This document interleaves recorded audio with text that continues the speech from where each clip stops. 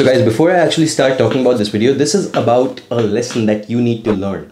And I'm going to be telling you about this story. This is really popular. It's been trending in India. Most of you guys who are watching this from overseas, you will not know it. But if you're from India, you'll probably know what happened. So if you're not from India, you might know apps like Postmates or apps like Liferando, which are used for ordering in food at your home. You know, the restaurants basically give some food to whatever food you order to the delivery guy, and they order it to your place, right? And that's how these apps work. Now, there's a similar application over here that we use in India, and it's called Zomato. Okay, now what happened a couple of days back is that there's this fashion influencer who suddenly decided to order food just because she's been working from the day since morning, and she just doesn't want to cook apparently, and she lives alone, and she's ordering in the food apparently as per her Instagram.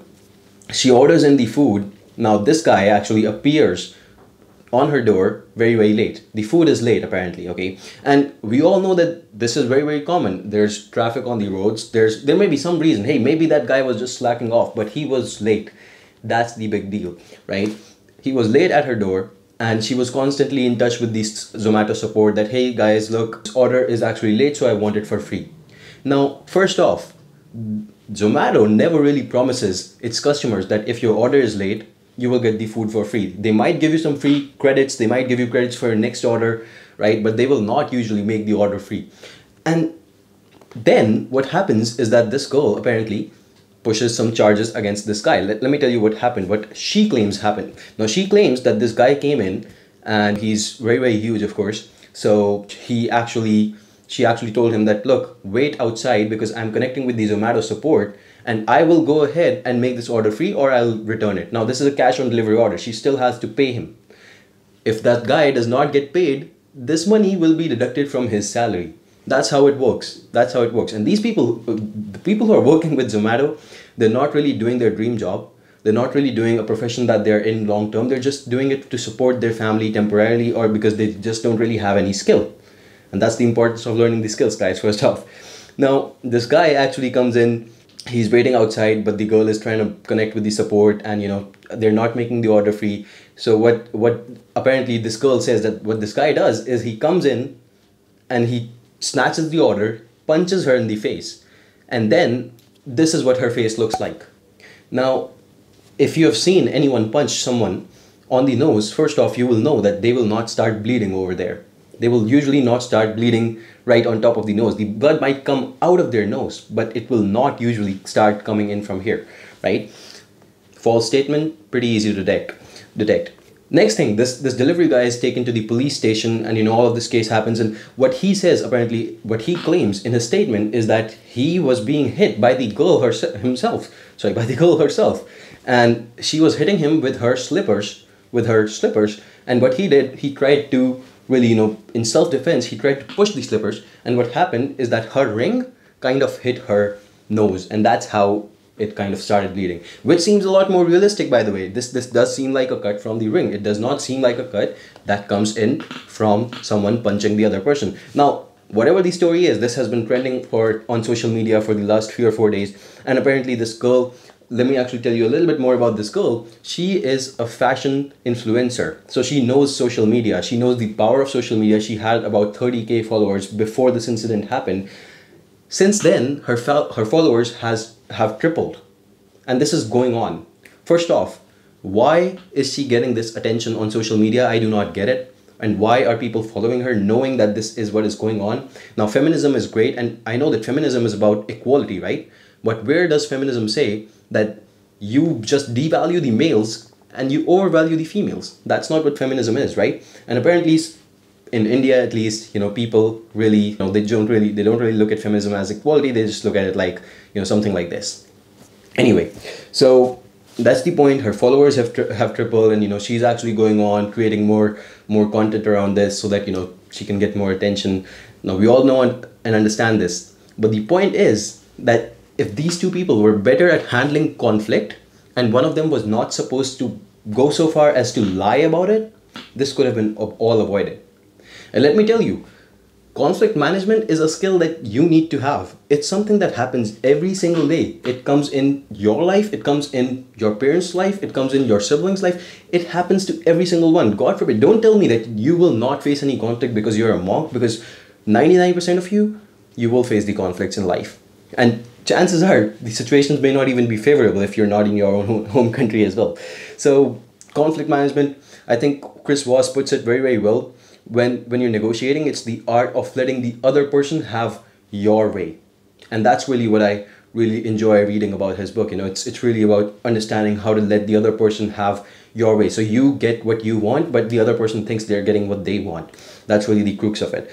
So personally, I feel that this kind of an incident, first off, it shouldn't be trending on social media. Secondly, even though it is, you may be facing something like this tomorrow, right? I think it's really, really important to point that out, because if you're not prepared, and some people, maybe they just have a huge ego, maybe they just have a lot of money, they just think that the other person's life is worth less than what they have in their pocket. And it happens a lot of times. I've come across people like that, not only in school, even today. Some people like that I witness every single day in my life. But it doesn't really mean anything if you can't be polite and you can't really value the other person. They say value a janitor just as much as you will value a CEO. And you can see the people who really, really matter, who are some of the richest people in the world. You may have seen this post where Bill Gates is actually going ahead, standing in line in McDonald's, just to get a burger. He has so much money, he can go ahead and buy 10 McDonald's. He can buy the franchise, right? But what he is doing is he is humbly standing in line, not really making a fuss, not really worrying about being late. He probably has more jobs than you do, right? More work than you do. But he's standing there, calm, sound, no issue. But this person, apparently, just because there was a little bit of a clash of the egos, she has decided to ruin this other person's life. Because she may not even think about this 2 years later, because 2 years later, first off, her followers will have grown, and she will be doing the same stuff that she is doing right now, because she's a blogger. She doesn't really have kind of like an employer on top of her, or someone who's going to be worried about her image. But the people who know her, the people who know the other person, the man, the delivery boy, not just his relatives, people worldwide now, people in India at least, they all know him. So I cannot imagine that 2 years later he will be over it. He will still be dealing with it. He will still have people not really interested in hiring him, and it's going to impact his family, it's going to impact his livelihood. And I'm not saying that he may not have said anything wrong. I'm pretty sure he must have been rude too. That's why she is doing all this. She's basically using social media to get attention and basically to really just ruin this person's career. But it's really about how much you want to give into the conflict. It could have been easily avoided. First off, there was no need for physical contact between both of these people, right? That's how it usually works. But at the same time, just because both of them were not really good at handling conflict, and one of them was willing to go as far as to ruin the other person's career, and not just their career, but actually their image in the whole social, they're making them a pariah of sorts in the social environment. This all is happening, unfortunately, right? And this person is crying because he doesn't really have any other source of income. He just delivers packages. He just delivers the food. That's all he does all day. But apparently this woman she's really not interested in listening. So learn to deal with conflict. It will happen. You cannot escape it, because you will come across people who are basically on the seventh clouds. They are way in over their heads. They just want the attention. But at the same time, if you know how to deal with conflict just for 2 minutes, if you can let your ego go at that point of time, you will see how beautifully conflict can be managed just for those 2 minutes. Just remember that, will this thing matter for me in 2 years?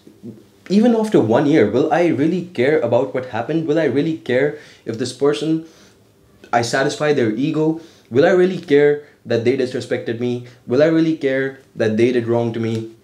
Chances are your answer is going to be no, 99% of the cases.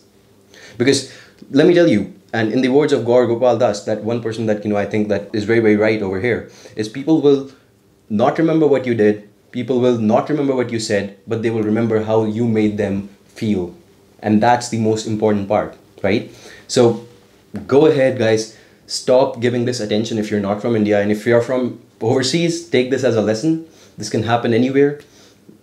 Anyone watching this video can take this as a lesson to go ahead and work on their conflict management skills. This happens in every single place. This happens in my life, even though I'm not really remotely related to this. And it happens in yours as well. I'm pretty sure if you really think about it, you deal with conflict with people. Pretty sure you can think of at least 5 instances in the last 1 month itself, right? So thank you so much for watching. If you have any wishes to really learn about conflict management and really learn more about negotiation, try out this book by Chris Voss. I think it will help you out. It's a pretty good book, and I think this is definitely going to make you a little bit more helpful basically in how to handle conflict. You'll be a little bit more adept at it. But generally, just my advice would be, even if you don't read the book, just do the 1 year rule thing. If it doesn't matter in 1 year, let it go. Let whatever conflict it is, let the other person's ego be satisfied. Let them have their way in most cases, as long as it does not affect you in a major way. And 1 year later, you're not even going to be thinking about it, because otherwise you can see what can happen. Thank you so much for watching this video. Subscribe to the channel if you like the content that I'm bringing, and I'll see you in the next one. Goodbye and take care.